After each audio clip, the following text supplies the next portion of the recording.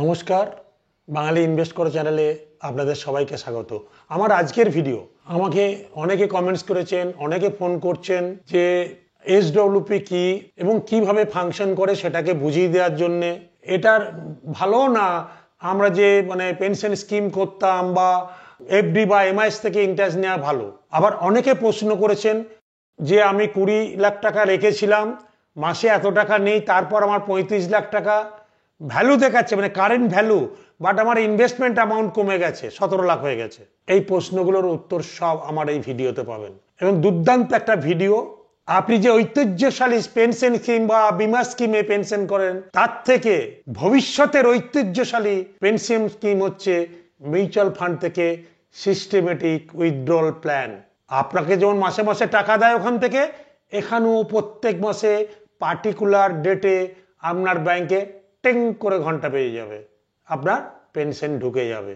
জানতে হলে, বুঝতে হলে আমার এই পুরো ভিডিওটা দেখুন যে আগেকার যে ঐতিহ্যশালী পেনশন স্কিম আর ভবিষ্যতের বা কারেন্ট ঐতিহ্যশালী পেনশন স্কিমের ডিফারেন্সটা কি।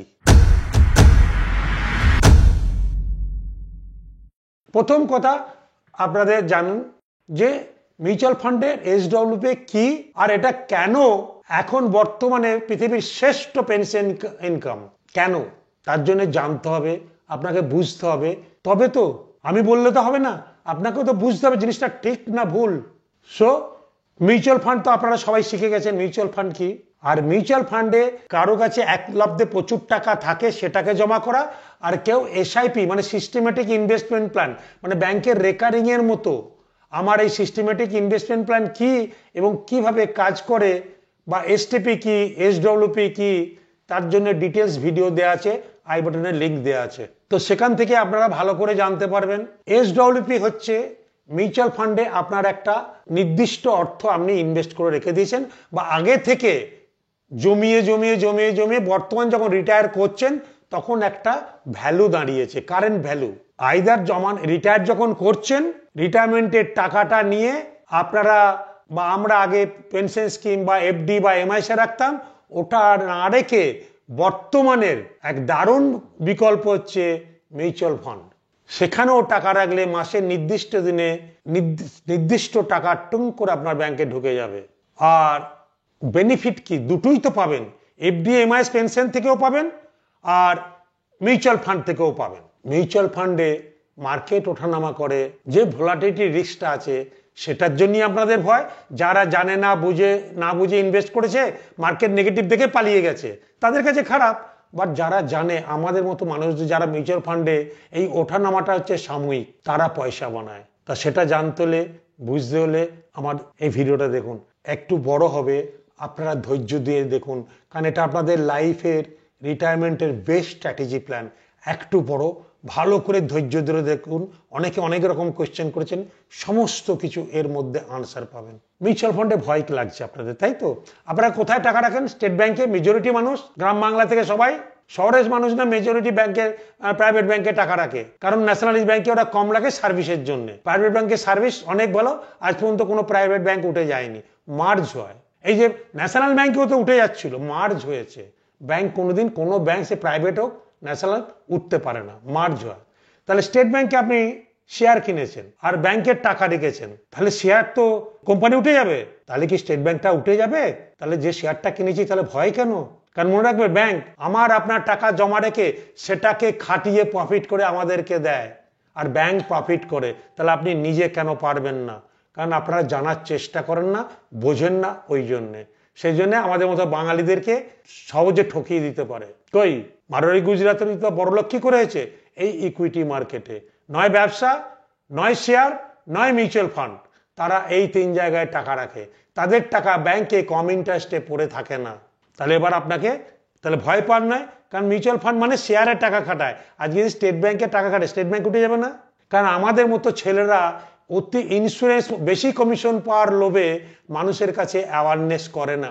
এটা হচ্ছে মোদ্দা কথা। যারা নিজেদেরকে বলে ফাইন্যান্সিয়াল অ্যাডভাইজার বা অ্যাডভাইজার, তারা ইন্স্যুরেন্সে বেশি কমিশন পাওয়ার লোভে প্রমোট করে যে মিউচুয়াল ফান্ড ভয়, রিস্ক, কারণ এখানে ব্রোকারেজ বা কমিশন খুব কম। সেই জন্য কেউ বেচতে চায় না। আর এটা সব থেকে লাভ সাধারণ মানুষের যারা ইনভেস্ট করবে।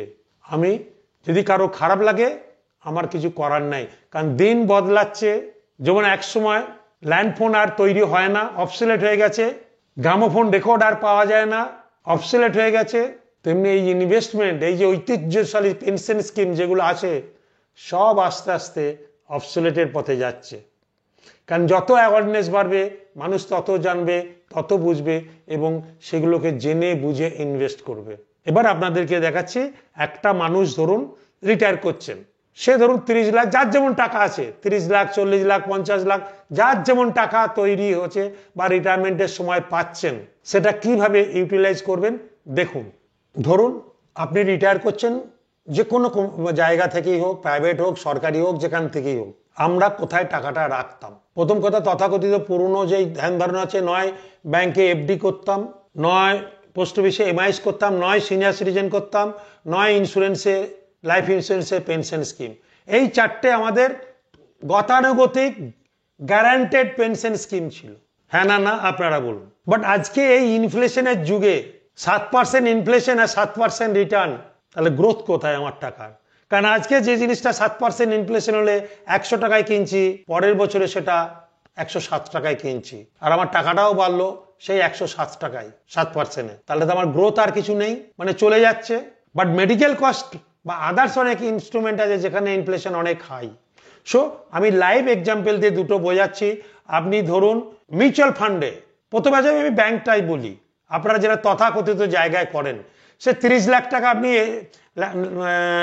লাইফ ইন্স্যুরেন্স পেনশন স্কিম বলুন, এফডিতে বলুন, এমআইএসে বলুন, যেখানে খুশি রেখেছেন 30 লাখ টাকা, আপনি যদি ইন্টারেস্টটা 6% ধরছি, তার মানে 1,80,000, তাহলে মাসে 15,000, তাই তো?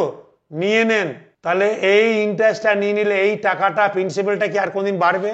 ধরুন আমি 20 বছর 30 বছর পেনশন নিচ্ছেন, টাকাটা কি কোনোদিন বাড়বে ইন্টারেস্টটা নিয়ে নিলে? আপনারা বলুন, কমেন্ট বক্সে জানান। কারণ আমরা জানি কোনো দিনই বাড়বে না ইন্টারেস্ট নিয়ে নিলে, তাই তো? পেনশন নিচ্ছেন, তাহলে আমার টাকাটার কোনো আর গ্রোথ নেই। 30 লাখ টাকা 20 বছর পর 30 লাখ টাকাই পাবো। সে ন্যাশনাল পেনশন মানে পেনশন স্কিম করি, বা লাইফ ইন্স্যুরেন্স পেনশন করি, বা এফডি করি, বা এমআইএস করি, বা সিনিয়র সিটিজেন করি 8.2%। বা সিনিয়র সিটিজেন 5 বছর পরে কি হয় আপনারা জানেন, একবার ম্যাচিউর হয়ে গেলে। তাহলে এটা তো ঠিক সবাই জানেন, যা প্রিন্সিপাল ছিল তাই থাকবে ইন্টারেস্ট নিয়ে নিলে। তাহলে আমি আর একটা অল্টারনেটিভ ইনস্ট্রুমেন্ট আপনাদেরকে দেখাচ্ছি লাইভ। ধরুন 30 লাখ টাকা মিউচুয়াল ফান্ড নামক, যেমন আমি যেটাকে নিয়ে বলি, সেখানে টাকাটাকে ইনভেস্ট করেছেন। কারণ মিউচুয়াল ফান্ডের রিটার্ন অ্যাভারেজ আজ পর্যন্ত 10 ইয়ার্স অ্যান্ড অ্যাভাব মোরাললেস 12% প্লাস।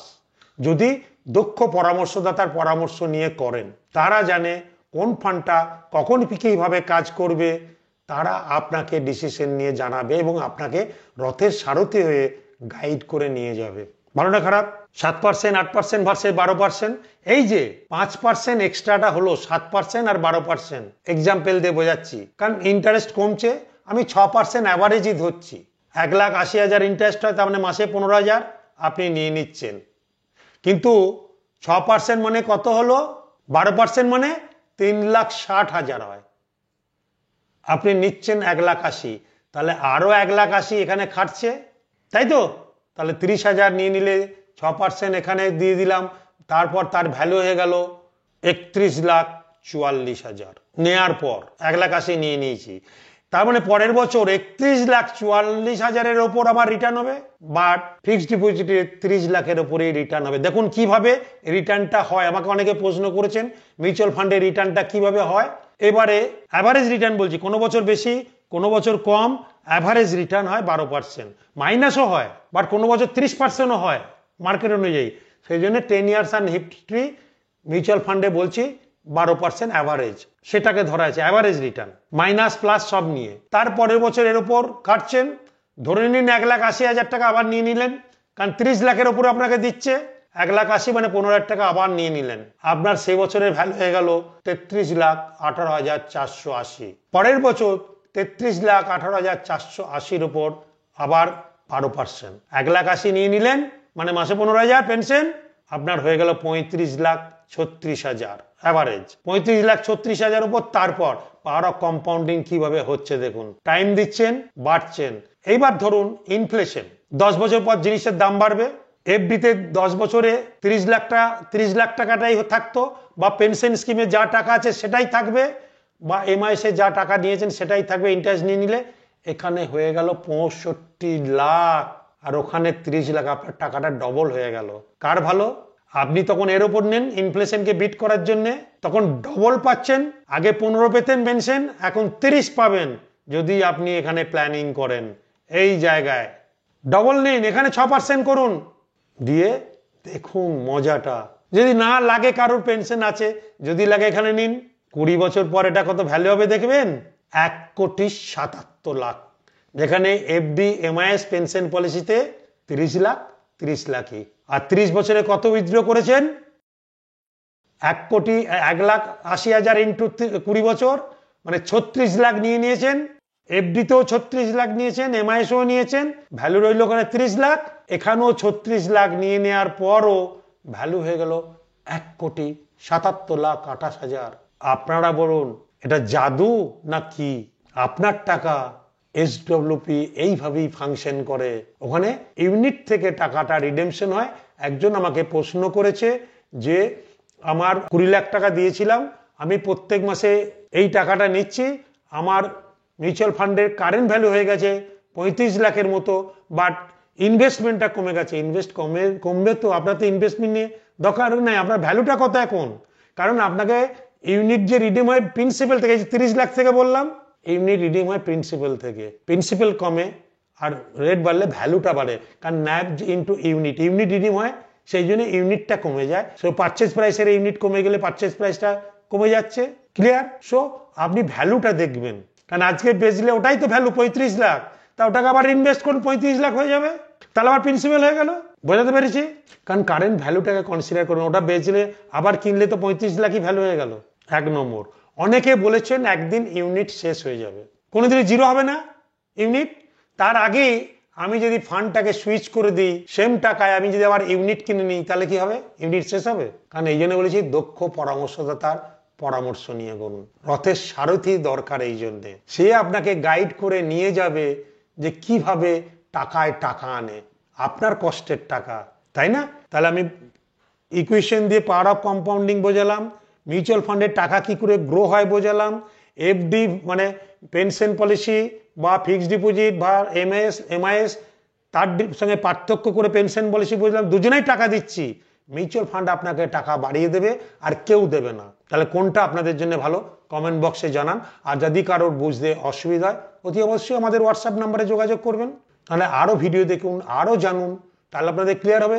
আর এর জন্যে smart parenting on your family finance বলে আমার একটা অডিও ভিডিও কোর্স দেওয়া আছে, এখানে ডেসক্রিপশনে লিঙ্ক দেওয়া আছে, আপনারা কোর্সটা নিলে জানতে পারবেন জিনিসটা কি, এবং ডিটেল ডিসকাশন আছে ডিটেল কোর্সটাতে। ক্লিয়ার? এবার তাহলে ডিফারেন্স কি হচ্ছে? ধরুন আপনি 30 লাখ টাকা রেখেছেন এফডিতে বা এমআইএসে বা সিনিয়র সিটিজেন, 30 লাখ টাকা মিউচুয়াল ফান্ডে রেখেছেন এবং প্রত্যেক মাসে 15,000 টাকা করে ইনিশিয়ালি নিয়ে যাচ্ছেন। 20 বছর পর মানে 36 লাখ সবার কাছে নিয়েছেন 20 বছরে, মানে 1,80,000 ইন্টু 20 মানে 36 লাখ নিয়ে নিয়েছেন। এফডি এমআইএস পেনশন থেকেও নিয়েছেন আর মিউচুয়াল ফান্ড থেকেও নিয়েছেন। ওখানের ভ্যালু যা ছিল তাই মিউচুয়াল ফান্ডে হয়ে গেল 2.7 গুণ, মানে কত বুঝতে পারছেন কত হলো? সো কি কি সুবিধা পাওয়া যায় মিউচুয়াল ফান্ডে আর এই ট্র্যাডিশনাল পেনশন ফান্ডে? মিউচুয়াল ফান্ডে যে লং টার্ম ক্যাপিটাল গেনে ছাড় পাওয়া যায়, কারণ 1,25,000 পর্যন্ত মিউচুয়াল ফান্ডে ছাড় পাওয়া যায়। অ্যানুইটি যেটা নিচ্ছেন পেনশন থেকে পুরোটাই, এলআইসি পলিসি থেকে পুরোটাই ট্যাক্সেবল। জানেন কি সেটা? ক্লিয়ার? আর এখানে এলটিসিজিতে 1,25,000 ছাড়বে, কারণ 1,80,000 হয়েছে, তার মধ্যে প্রিন্সিপাল বাদ যাবে ইউনিট বাদ গেলে, আর 1,25,000 দেখবেন প্রথম দিকে কোনো ট্যাক্স লাগছে না, লাগছে না, লাগছে না। 2 নম্বর, ইনকাম ফ্লেক্সিবিলিটি, কারণ আপনার প্রয়োজন অনুযায়ী আপনি এখানে কমানো বাড়ানো করতে পারবেন মিউচুয়াল ফান্ডে, যেটা এফডি বা পেনশন স্কিমে ফিক্সড তো ফিক্সড, কোনোভাবে সেটা চেঞ্জ করা যায় না। আর রিটার্নের সম্ভাবনা equity, hybrid fund, balance fund বিভিন্ন জায়গায় রিটার্ন দেবেন, সেখানে রিটার্ন হাই। আর লিমিটেড সরকারি বা গ্যারান্টেড রিটার্ন, ব্যাস ওখানেই, আর বাড়বে না। আপনার নিশ্চিন্ত আশ্রয়, সে টাকায় টাকা নেয় যদি আপনি জানেন, কারণ mutual fund any time redemption, আপনার কোনো অসুবিধা নেই। আর এফডি বা পেনশন সবকিছু ভাঙাতে গেলে এক্সিট লোড থাকে, ব্যাংকের টাকা প্রি ম্যাচিওর করতে গেলে এক্সিট লোড থাকে, লাগে তো। আর মিউচুয়াল ফান্ডে কিন্তু এক বছর 2 বছর 3 বছর হয়ে গেলে কোনো এক্সিট লোড লাগে না। আর মিউচুয়াল ফান্ড একমাত্র বা ইকুইটি বা বিজনেস একমাত্র ইনফ্লেশনকে বিট করে, এবং SWP কে দেখালাম 10 বছর পর যদি আমি বেশি নিই, কারণ ইনফ্লেশনের জন্য জিনিসের দাম বাড়াচ্ছে, তা আমি আমার SWP অ্যামাউন্টটাকেও বাড়িয়ে দিলাম, তখন যে ভ্যালুটা আছে তার উপর নেবো, যেটা পেনশন পলিসিতে কোনো দিন সম্ভব নয়। হ্যাঁ না না আপনারা বলুন, কারণ আমার এই ভিডিও সমস্ত আপনাদের যাতে আরও ভালো হয়, আরও বাঙালি জানতে পারে, বুঝতে পারে। নালে বাঙালি তো দেখতেই তো পাচ্ছেন বর্তমান সিনারিও, বাংলা বললে কি বলছে, সে আমার এই ভিডিও হচ্ছে বাঙালিদের জন্য। বাঙালিরা জানুক, বুঝুক, দিয়ে ইনভেস্ট করুক, তাহলে বাঙালিরাও ধনী হতে পারবে, বাঙালিরাও কোটিপতি হতে পারবে। ফিক্সড ডিপোজিট বা MIS বা পেনশনে রাখলে যেটা প্রিন্সিপাল সেটাই, আর কোনোদিন ফিক্সড ডিপোজিটে আরও প্রবলেম আছে, ইন্টারেস্ট রেট কমে গেলে ওটাও কমে যাবে পরের বার। পেনশন পলিসি তাও ফিক্সড থাকবে, বাট টাকাটা আর কোনোদিন বাড়বে না।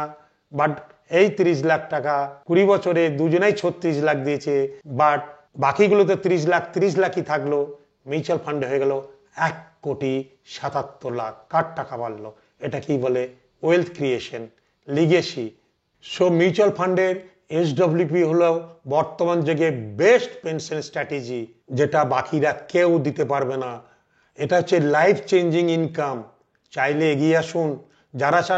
যারা শুধু গ্যারান্টি খোঁজেন, ভবিষ্যতে যে ইনফ্লেশন বলে জায়গাটা আছে সেখানে গ্রোথটাকে মিস করেন আর টাকাটা নষ্ট করেন। বললাম না SBI ব্যাংকে শেয়ার কিনলে ব্যাংকটা কি উঠে যাবে? সব ধারণা ভুল, কারণ আমরা আপনাদেরকে শেখাইনি।